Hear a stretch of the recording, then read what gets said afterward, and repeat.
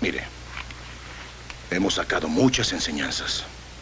En primer lugar, que el capitán Chacón y mi cuñado Reyes Domínguez solo son caciques menores. Que hay otro en Ciudad Guerrero que los apoya, y otro en la capital del estado que lo apoya a él. Y el gran cacique, el general don Porfirio Díaz, que pone y quita caciques y caciquillos a su gusto, según sus intereses. En estas condiciones políticas, económicas y sociales, la semilla de la prédica de la Santa de Cabora, como era de esperarse, cayeron en tierra fértil y explosiva.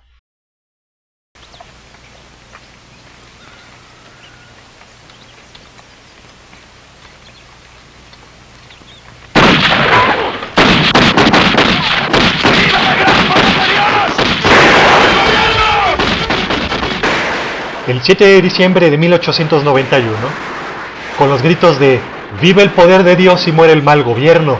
Y ¡viva el poder de la Santísima Virgen y la Santa de Cabora!, comenzó la revuelta que fue símbolo y preámbulo de la revolución contra los excesos del poder porfirista en el pueblo de Tomochic, en el estado de Chihuahua. Enclavado en la Sierra Madre Occidental, Tomochic era un poblado no mayor a los 200 habitantes, liderados por Cruz Chávez.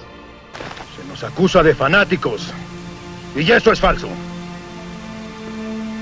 No defendemos a la Santa de Cabora, sino nuestro derecho de creer que es santa. Se nos acusa de anarquistas, de rebeldes al orden. No aceptamos su orden si no saben gobernar. A lo largo de los meses de 1892, los tomochitecos y las fuerzas federales tuvieron victorias y derrotas.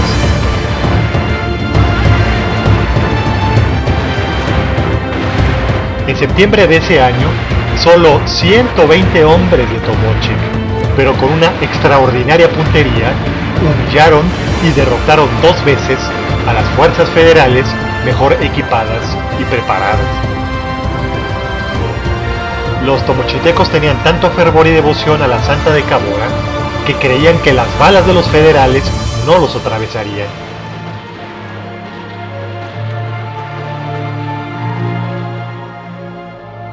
¿Qué tanta participación tuvo Teresa Urrea a lo largo de los meses que duró la revuelta?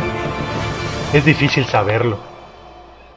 Lo cierto es que el fanatismo de los tomochitecos hacia la Santa de Cabora logró provocar en los soldados del ejército federal que los combatían un temor irracional por una protección divina que parecía favorecer a los insurrectos.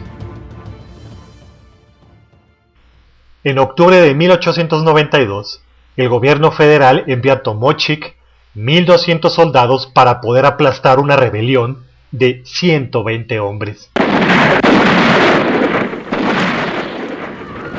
Pero el destino final caería sobre Tomochic.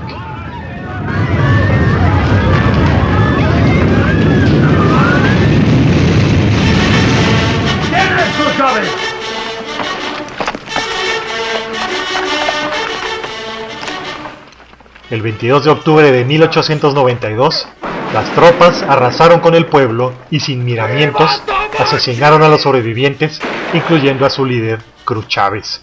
¡A él también, carajo! ¡Preparen! ¡Apunten!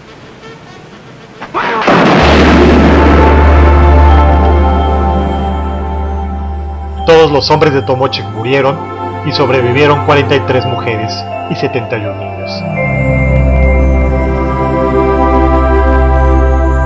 Para acabar con poco más de 100 hombres, el ejército federal pagó con la vida de casi 600 soldados.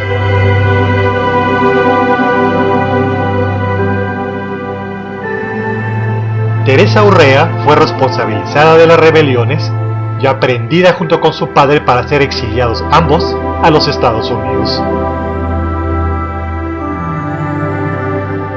Teresa Urrea, la Santa de Cabora, siguió practicando sanaciones en Arizona, Texas y California, además de participar en movimientos sociales contra el porfiriato. Tuvo 2 hijas y una vida personal triste. Murió de tuberculosis en el poblado de Clifton, Arizona, el 11 de enero de 1906. La ubicación de su tumba permanece aún desconocida.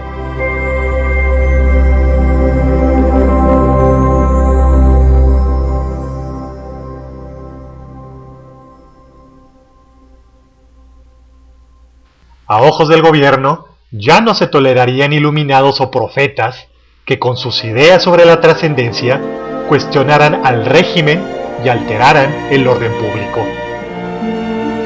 El espiritismo, los protestantes o los masones quedarían liquidados políticamente en el amanecer del siglo XX mexicano. Lo cierto es que 6 meses después de la muerte de Teresa Urrea, comenzó el descontento de las nuevas clases obreras contra el porfirismo en la minera Cananea en Sonora, y un año después, en 1907, en la fábrica textilera de Río Blanco en Veracruz. Lo que nunca imaginó el régimen de Díaz era que la semilla de una rebelión más profunda y de alcance nacional comenzaría con un hombre nacido en el mismo octubre y año de 1873 que la Santa de Cabora, pero que a diferencia de Teresa Urrea, pertenecía a los estratos más altos de la sociedad porfirista. Con una voluntad férrea y la ayuda de sus espíritus, trazó el mapa de ruta que condujo al fin de la dictadura de Porfirio Díaz y al inicio de un nuevo periodo histórico profundo en la vida de México del siglo XX. La Revolución Mexicana.